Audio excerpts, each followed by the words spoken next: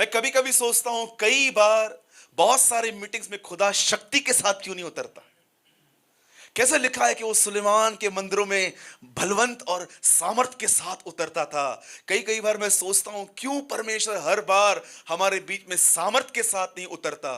और आज मैं उसका थोड़ा आपको खुलासा करना चाहता हूं कि कौन सी वो चीज मिसिंग है जो वो कलीसिया में नहीं देखता। आज हमारे पास इंस्ट्रूमेंट्स हैं, हमारे पास गैजेट्स हैं, हमारे पास साउंड सिस्टम्स हैं, हमारे पास हॉल है, चर्च है, लेकिन आज हमारे पास ये चीज नहीं है। सुनिए, एक दिन यीशु एक जगह बैठे हुए थे। अचानक एक आदमी सामने आया और यीशु उसे कहता है, मेरे पीछे हो ले। तब वो कहता है, सुन, मैं अभी नहीं आ सकता, मेरे बाप को मैं गाड़ के फिर तेरे पास आऊंगा। कई लोगों को लगता है कि उसका बाप जो है ना वो मर गया था। जी नहीं, उसका बाप मरा हुआ नहीं था। वो समझा रहा था कि मेरे ऊपर एक जिम्मेदारी है, मेरा एक बाप है, मैं उसकी सेवा करूंगा, जब वो मर जाएगा ना तब मैं तेरे पीछे हो लूंगा। ओके, अब हुआ क्या, इस आदमी ने यीशु को ठुकरा दिया। अब जानते हैं क्या हुआ, एक आदमी ने यीशु से आके कहा, हे स्वामी, क्या मैं तेरे पीछे हो लूं। और यीशु उससे कहता है, लोमड़ियों को बटे हैं, आकाश के पक्षियों को बसेरे हैं, परंतु मनुष्य के पुत्र को सर रखने की जगह नहीं है।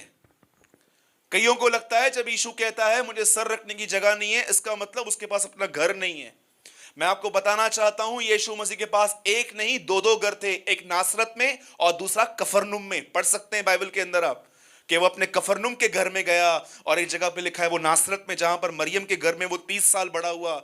जब वो ये कहता है मुझे सर रखने की जगह नहीं है, तो याद रखिए, इफिसियों में लिखा है कलीसिया उसकी देह है, वो कलीसिया का सर है। वो इनडायरेक्टली ये कह रहा था, मैं सर हूं पर मेरी देह तैयार नहीं है जहां पर मैं सर रख सकूं।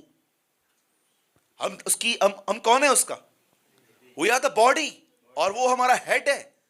आज वो क्यों हमारे बीच में नहीं आ पाता? क्योंकि उसकी देह तैयार नहीं है। कोई तारक मेहता देखने में बिजी है, किसको कैंडी क्रश गेम खेलना है, किसको सारा दिन चिट चैट करनी है, किसी को सारा दिन पैसा कमाना है, कोई अपनी गर्लफ्रेंड के साथ बिजी है, कोई तो इतना सोते हैं, इतना सोते हैं, लगता है इनका जन्म ही सोने के लिए हुआ है।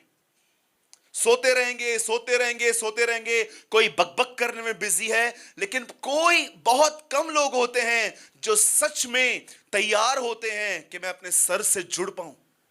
यीशु कहता है मनुष्य के पुत्र को सर रखने की जगह नहीं है। इसका मतलब क्या है? मैं तो आना चाहता हूं, पर जानते आज बहुत सारी कलीसियाओं की हालत जानते हैं कैसी है? खुदा उनके बीच से चला गया है। कई लोग कहते हैं नहीं ब्रदर, यह कैसे हो सकता है? मैं हृदय के द्वार पे,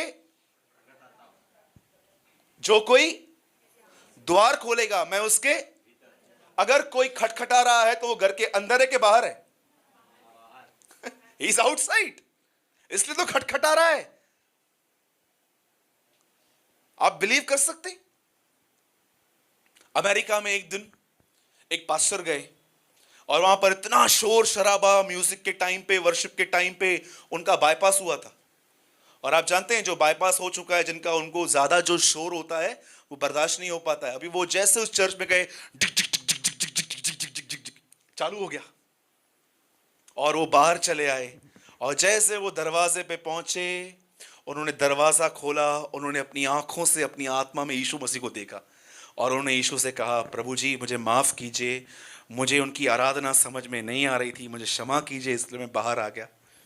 और यीशु ने कहा, कोई नहीं, कोई बात नहीं बेटा, मेरे को भी समझ में नहीं आ रहा था, इसलिए मैं भी बाहर आ गया। Do you know, there is a word, एक वर्ड है ओल्ड टेस्टामेंट में, यह जाति बड़ा हल्ला मचाती है। पढ़ा है आपने? यह जाति बड़ा हल्ला मचाती है, ये आराधना नहीं करती, ये सिंगिंग करती है। अब सुनिए, अगर आप सच में देह से जुड़ना चाहते हैं ना, अगर आप सच में सर से जुड़ना चाहते हैं ना, तो आज इस वचन को सीरियसली लो। मैं चाहता हूं अब ये वचन कोई फिर से पढ़िए। चलो एक काम करेंगे, जिनके पास बाइबल है मैं 3 गिनूंगा, हर व्यक्ति अपनी अपनी बाइबल में पढ़ेगा। 1 2 3।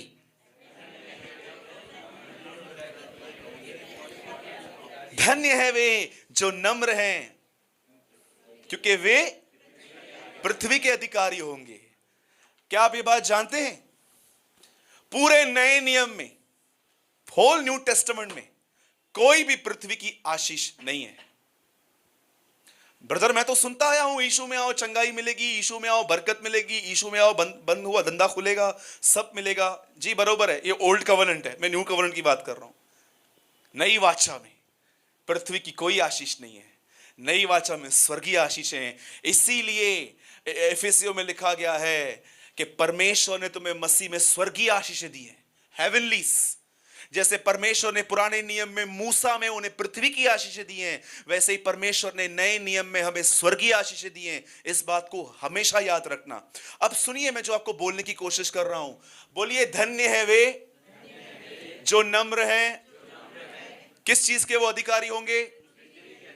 पृथ्वी के अधिकारी होंगे। अब मैं सबसे ज्यादा जिस वर्ड पे जोर देना चाहता हूं वो है नम्रता। बोलिए नम्रता। इससे पहले कि मैं आपको बताऊं नम्रता क्या है, उससे पहले मैं बताता हूं नम्रता क्या नहीं है, ताकि आप सब सीख सकें। इससे पहले कि यीशु सिखाए प्रार्थना कैसे करनी है, उससे पहले उसने यह सिखाया प्रार्थना कैसे नहीं करनी है। इससे पहले कि वो सिखाए उपवास कैसे करना है, उससे पहले उसने यह सिखाया उपवास कैसे नहीं करना है। सबसे पहले मैं आपको बताता हूं नम्रता क्या नहीं है। दिनू कम फास्ट,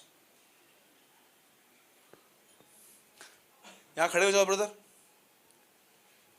जय मसीह ब्रदर, जय मसीह, जय मसीह भैया, कैसे हैं? ठीक है, घर कभी आएंगे? जब भी बुलाओ, ऐसे बोलते हैं क्या यार? जय मसीह, जय मसीह, जय मसीह। सबसे पहले बोलो ये नम्रता नहीं है, ये एक्टिंग है। बोलो बोलो बोलो। भाई बैठ जा, मैं और कर लूंगा नहीं तो, है ना? कई लोग इसको नम्रता कहते हैं। जय मसीह, प्रेज द लॉर्ड, कैसे हैं? घर कभी आ रहे हैं? एक आदमी ने बोला घर में पैर घुमा के जाओ। मैंने बोला पैर काट के देता हूं, लेके जा इधर से। Do you? बोलो ये नम्रता नहीं है। बाइबल कहती है कुछ ऐसे भी हैं जो मुंह से आशीर्वाद देते हैं पर मन से कोसते हैं। ठीक है? कभी आपने ऐसा किया? मुझे सच बताइए, थोड़ी नम्रता में आपको बताना चाहता हूं कि आप कितने नम्र हैं। एक दिन आप सवेरे उठे और आपके घर में ऑलरेडी टेंशन चल रहा था, और एक आदमी आपके पास आया, ऐसे आपसे मिलने आया, और जैसे आपने दरवाज़ा खोला, अभी तक आप आंखें साफ कर रहे थे, और जैसे वो आदमी आपके पास आया, अरे रात को मैं अपने हस्बैंड के साथ आपकी बात कर रही थी, और जैसे आपने उनको बोला बैठिए भैया बैठिए, क्या पियेंगे, और जैसे आप अंदर गए आपने हस्बैंड को बोला आया है जाओ, जाओ आया है जाओ, और जैसे आपका हस्बैंड अरे ब्रदर आप बैठिए बैठिए बैठिए, और वो अंदर आया आपको बोलने के लिए चाय तो बना रही हूँ, बैठो चुपचाप से वहां जाके, अंदर मत आओ बार बार। और जैसे वो वहां से गया और आप अपने हस्बैंड के साथ, बस मैं कल माँ के पास जा रही हूँ 3 दिन के लिए, महादे।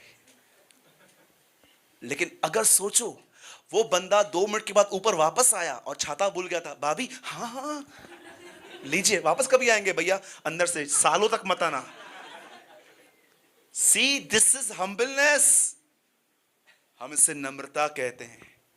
ये एक झूठी नम्रता है, और मैं आपको बताऊं 90% मसीहों की पास ये नम्रता है। आज ये झूठी नम्रता है। अब सच्ची नम्रता की बात करेंगे, ठीक है? कितने लोग समझ गए झूठी क्या है?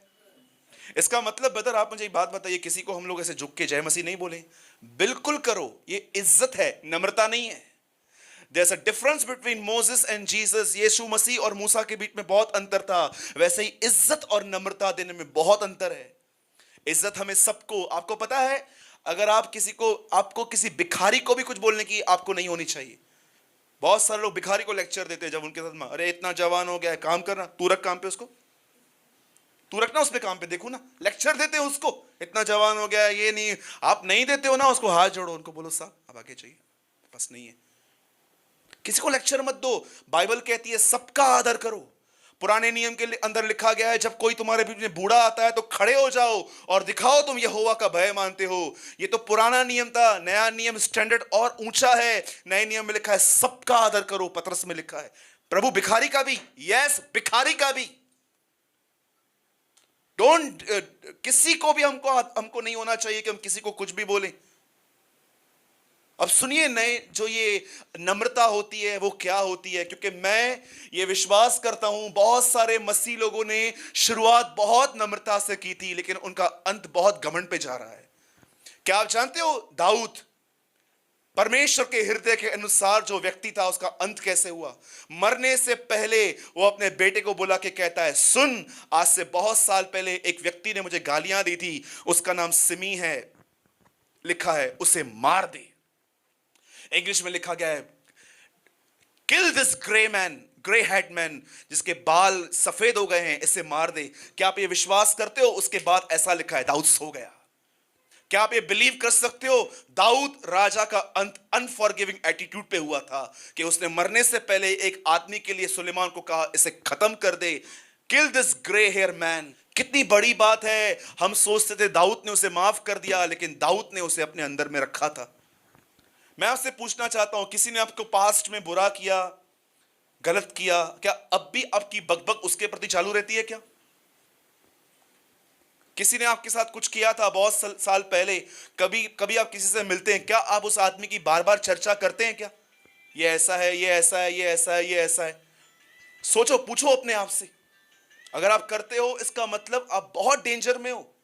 याद रखना, बाइबल कहती है वेदी के सामने जब आते हो तो अपने आप को जांचो कि तुम्हारे अंदर किसके लिए कुछ नहीं होना चाहिए। अब सुनिए, मैं आपको क्या बोलने की कोशिश कर रहा हूं, ध्यान से सुनिए। बाइबल एक व्यक्ति के विषय में बताती है, उसका नाम है दाऊद। और परमेश्वर ने जब उसे चुना तो उसके विषय में ऐसा कहा, यह व्यक्ति मेरे मन के अनुसार है। मन के अनुसार होने का मतलब जानते क्या है? जैसा मैं हूं वैसे ही बहुत सारी खूबियां इसके अंदर हैं। और जब प्रभु ने उसको चुना, आप जानते हैं 17 साल की उम्र में खुदा ने उसका मसा किया, उसका अभिषेक किया। आइए सब यहां देखिए, उसका अभिषेक होने के बाद उसे तुरंत सेवकाई नहीं मिली। वो हमारी तरह नहीं था कि जो 3-4 सालों में मिनिस्ट्री चाहिए रहेगी उसको। No no no no no no no, बिल्कुल नहीं। याद रखिए, इससे पहले कि परमेश्वर आपको यहां खड़ा करे, तुम 100 बार जांचे जाओगे। 100 बार। कितने लोगों ने यह वचन पढ़ा है? यूहन्ना 1 अध्याय में एक मनुष्य परमेश्वर की ओर से भेजा गया। यूहन्ना परमेश्वर की ओर से भेजा गया, पास्टर के थ्रू नहीं, परमेश्वर के थ्रू। यीशु कहता है वे परमेश्वर के द्वारा तैयार होंगे, एक जगह पे लिखा गया है। 17 साल की उम्र में एक आदमी का प्रभु ने अभिषेक किया, लेकिन प्रभु जानता था यह हेल्दी है, मैच्योर नहीं है। एक बच्चा जब पैदा होता है तो वो तंदुरुस्त होता है, लेकिन अब भी उसे दुनिया के व्यवहार सीखने हैं, उसे बड़ा होना है। दाऊद जब 17 साल के उम्र में अभिषेक हुआ, वो तंदुरुस्त था, उसके अंदर कोई गुनाह नहीं था, लेकिन उसको तौर तरीके अब भी सीखने थे कि कैसे बुरे लोगों के साथ व्यवहार किया जाता है, कैसे बहनों को देखा जाता है, कैसे पैसों के साथ व्यवहार किया जाता है, कैसे हर चीज को एक सही तरीके से करना है। और जानते हो, परमेश्वर ने एक चीज अलाउ की उसके ऊपर। प्रभु ने एक दुश्मन को खड़ा किया, और वो दुश्मन कोई और नहीं, उसका ससुर था शाऊल। और जब शाऊल को पता चला कि मेरे दामाद का अभिषेक किया गया है, जानते हो उसने क्या किया? कम से कम 13 साल तक कई बार वो उसके पीछे गया, उसे मारने की कोशिश की। और कई बार तो दाऊद को ऐसा लगा कि वो शाऊल को आसानी से मार सकता था, लेकिन दाऊद ने उसे कभी नहीं छुआ। एक दिन शाऊल किसी गुफा में आया था और दाऊद वहां पर छुपा हुआ बैठा था। और जानते हैं, दाऊद के पास एक छोटी सी तलवार थी। उसने शाऊल के कपड़ों में से छोटा सा टुकड़ा काट के अपने पास रखा। और जब शाऊल जा रहा था, दाऊद उसको कह के बोलता है, देख, यहोवा ने तुझे आज मेरे हाथ में कर दिया था, पर फिर भी मैंने तुझे कुछ नहीं किया, कुछ नहीं किया मैंने। 13 साल तक शाऊल दाऊद के पीछे, दाऊद परमेश्वर के पीछे। घूम रहे थे ये लोग। आपको पता है अधिकतर भजन सहायता दाऊद ने तब लिखे थे जब शाऊल उसके पीछे था। कई बार वो शाऊल से छुपकर घड़ों में जाके वहां पर लिखता था यहोवा मेरा गढ़ है। पहाड़ों की चट्टानों में जाके वहां पर लिखता था यहोवा मेरे छुपने का स्थान है। याद रखना, वो सिर्फ वचन नहीं है, वो उसके अनुभव थे जो उससे मिले थे। और जानते हो एक दिन क्या हुआ? जब वो 30 साल का था, जब वो गिबोन में वहां पर बैठा हुआ था, एक व्यक्ति दौड़ते दौड़ते दाऊद के पास आके कहता है, दाऊद ग्रीटिंग्स, शुभकामनाएं। बोलता है क्या हुआ? बोलता है तेरे बैरी मर गए। बोलता है मतलब? बोलता है शाऊल और उसका बेटा योनातन वो मर गए। उसे बोला क्या बात करता है? बोलता है हां मैं वहीं था। और जानते हैं एक व्यक्ति जो 13 साल से उसे परेशान कर रहा था, जब दाऊद ने उसके बारे में सोचा और सुना कि वो मर गया है, दाऊद ने मिठाई नहीं मंगाई। आप सोचो, एक आदमी जो आपको परेशान करता आया है और आपको मालूम पड़ता है कि उसकी टांग टूट गई है, उसका एक्सीडेंट हुआ है, हो सकता है कि आपको अंदर से खुशी हो और आपका मन आपसे यह कहे यह तो होना ही था। जानते हो आप कौन है? थोड़े बहुत आप शैतान हैं अंदर से। You have the spirit of Lucifer. अगर आप अपने दुश्मनों को दुखी देखकर खुश हो रहे हो, मैं आपको बताना चाहता हूं आपके अंदर पवित्र आत्मा की भरपूरी नहीं, पर आप थोड़े बहुत शैतान की तरफ से हो अंदर से। जानते हो जब उसे पता चला कि उसका विरोधी मर गया है, लिखा है दाऊद ने कपड़े फाड़े अपने। और आप पढ़ सकते हो सैमुएल में ऐसा लिखा है, शाऊल के लिए विलाप गीत। दाऊद उसके लिए रोया और दाऊद कहता है उसके विषय में, हे यरूशलेम के पहाड़ों नीचे हो जाओ, हे यरूशलेम की बेटियों जो तुम्हें रंग बिरंगी कपड़े पहनाता था वो मर गया, उसके सामने तलवार पड़ी थी। बोलता है तुझ पर तेल घसने वाला मर गया। योनातन के लिए वो कहता है तेरा प्यार 1000 स्त्रियों से बढ़कर था मेरे लिए।